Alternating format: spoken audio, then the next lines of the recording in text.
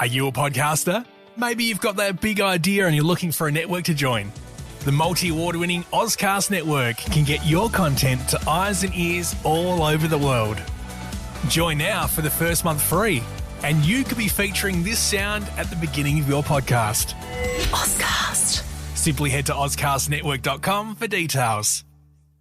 Hey, my friend, it's Kari, and welcome back to the Kari Cares podcast, episode number 43. Thank you so much for joining me today.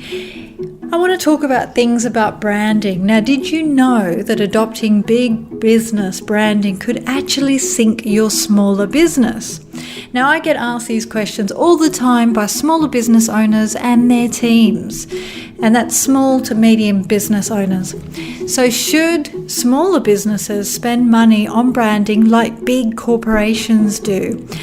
I'm going to cover how small businesses face a very, very different problem. Why adopting big business branding could actually sink your business.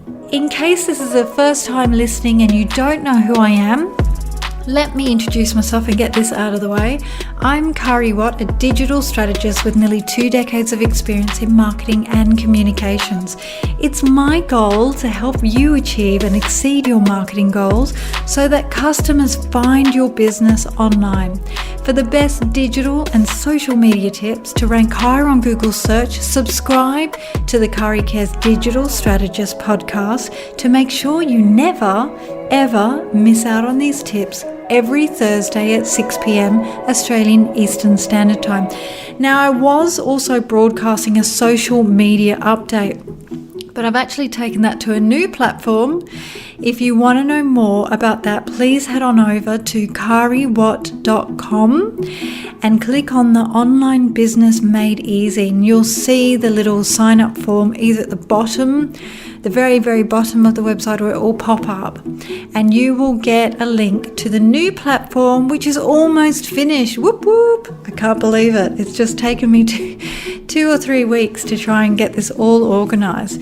And on that platform, you will get social media updates. I'll take you through how to do certain things with social media, and you'll also learn how to get your business online really easily and really fast without having to spend bucket loads. And the reason I'm doing this is because when I first started my business 5 years ago, I had no idea. I had to look at all these different websites out there and took information from different people. And what I'm trying to do is structure it all in the one place for you. So you'll learn marketing tips, you'll learn branding tips, you'll learn, what to do to set up your business online and what not to do, which is more important. Because when you're setting up a new business, or you're taking your physical business online, half the time you end up doing stuff that you don't really need. And so what I'll be doing is, going through all of that with you so you can work out what you can concentrate on for that month or that week. So it will be really good. It's a small subscription fee because it's starting up. And then in 6 months' time, you'll stay on the traditional fee, but new subscribers will go on a higher program. But yeah, thank you again for joining me on Caria Cares. I really, really appreciate you being here. Now, a number of you may work in marketing already, or you're keen to learn more about marketing, and you may have looked over a handful of huge companies that are big, recognizable brand names. Now, it's good to note that branding is a big thing for corporations. It's what makes who those companies really are. And it also is an identity for all of their employees to fit under one brand or one umbrella. Now, should smaller firms or businesses spend money on branding and marketing in the hopes of replicating the success of these big organizations? Now, that's what we're taught in business schools, to look over case studies of larger organizations and follow those best practices, right? But the problem is that the best practices of larger organizations, it's more complex because there are many different variables, within those larger organizations compared to a smaller firm or a smaller organization or a smaller business, right? So following best practices of larger corporations tends to ignore the fact that in today's market and business environment, it has changed radically since those days that, say, Apple started or when Coke became a household brand name, which is more than 100 years ago. I don't know if that's true, if it's over 100 years ago, but you know what I'm saying. The truth is that small businesses, or smaller businesses I should say, because I'm talking about small to medium firms, we can learn very little from studying the behaviour of those big corporations and established brands, because the rules under how these companies operate don't really apply to smaller companies. I'll give you some examples. So large organisations or corporations, regardless of the industry, tend to be similar in terms of their corporate structure. They usually have a hierarchical kind of structure, and it's a way to structure an organisation using different levels of authority and a chain of command between superior and subordinate levels of the organisation.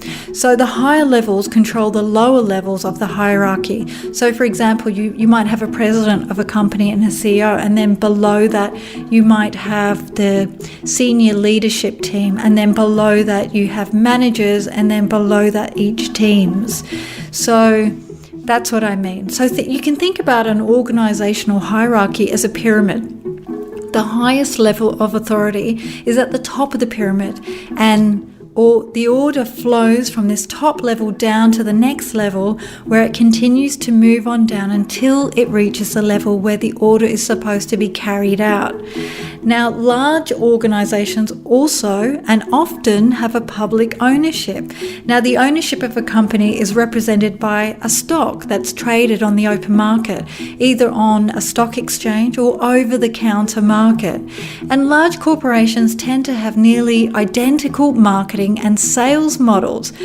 Now, you might think this is wrong, but, I've studied this for pretty much 17 years, and I've worked for larger organisations and smaller firms, and I'm telling you, the marketing in larger corporations, it often follows the same suit. For example, let me cover this for you. There's very little difference in terms of marketing activity between, say, Toyota, Mazda, and Volkswagen. Now, the branding plays a different role between the products, right? But in fact, the marketing strategies are similar. For example, the end of the financial year sales, because we've been suffering from COVID-19 and, lockdown, there have been so many, sales going on for cars, right? So the similarities in marketing styles might be the end of the financial year sales. So Mazda were offering a small SUV, that's kind of discounted at a certain price, and, adding things like finance or petrol or cheaper repairs, monthly repairs. Whereas Toyota, on the other hand, were talking about their larger SUV. So we're still in the same range, and they're doing the same thing, giving you a good deal, on a drive-away price that adds, financial discounts, on your refinancing and things like that. That's what I mean by the similarities in the marketing styles. It's same, but different? Not really. It's just a different car or a different product, but similar value. Now, if a small business has a commodity offering that's like everybody else's, it's simple for them to compete on the base of brand, right? But creating the differentiation between advertising and marketing materials and so forth, like all the branding products that you need, is simply competing on the home turf of larger companies who have deeper pockets, like they've got a bigger budget. So now I frequently get emails from owners or heads of small to medium-sized companies asking questions like, should we be thinking about advertising in gaming or TV? As if it's going to break through the noise and compete against companies like Apple or Coke or Mazda or Toyota. Now, when I do websites for customers, I'm always like, you don't need a logo, but you do need a company name or a brand name at least. You can start with that. Logos are great for if you've got a physical business, they're great on your shop, or they're great on your, they're great on your business card if you still use business cards, or if you're like me and do everything digital, it's a no-brainer. Now, it's good to note that branding activities are a mistake because it uses capital that would be better spent elsewhere to set up your business or within your business. Now, the way for a smaller business to differentiate itself by offering something that larger companies or organizations can't or won't offer, like a unique product or more personalized services. So that's what I offer my website customers. They don't get a web developer in India or in another country or in Asia or America or England. They get me. I'm their account manager. I talk to them, whether it's face-to-face in, a meeting or on Zoom. I will spend time getting to know my customers. I don't want them to feel like they're speaking to an email. There's nothing worse than that, right? I mean, we do everything by email now and everything's digital, but you can still see your face. You can still have that customer relationship. And I think that's really important. So in short, for a smaller firm, customer loyalty and growing a good customer base isn't going to emerge from just branding.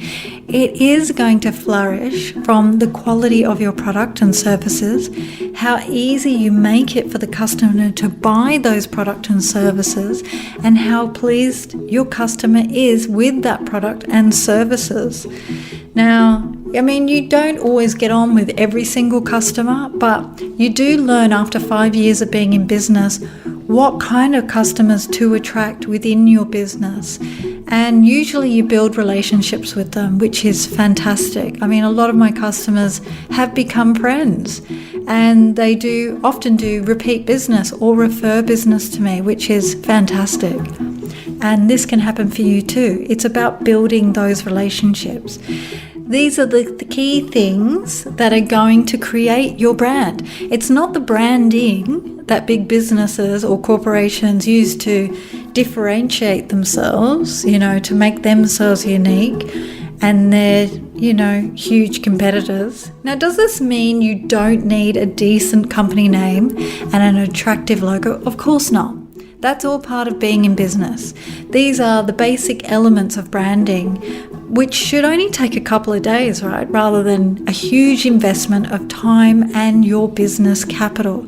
Now, I strongly recommend that smaller businesses, small to medium business owners, think about what your unique selling point is. How are you different from your competitors? And get your mission statement done first. I mean, that's really key. What is your unique selling point?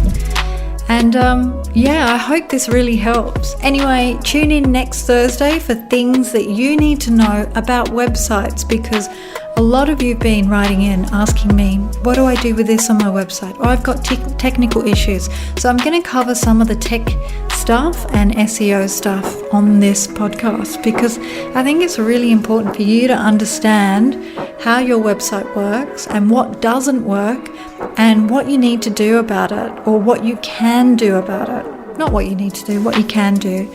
Anyway, remember the Monday podcast is now over on Online Business Made Easy. If you head on over to cariawatt.com, click on the button at the very bottom. It says, Online Business Made Easy, and you'll be the first to know when the doors open.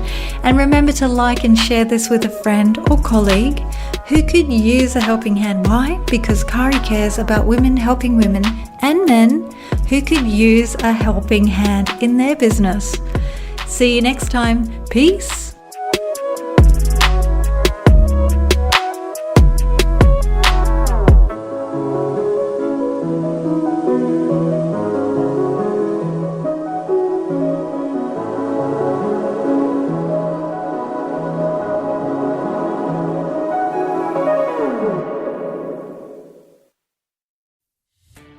Are you a podcaster?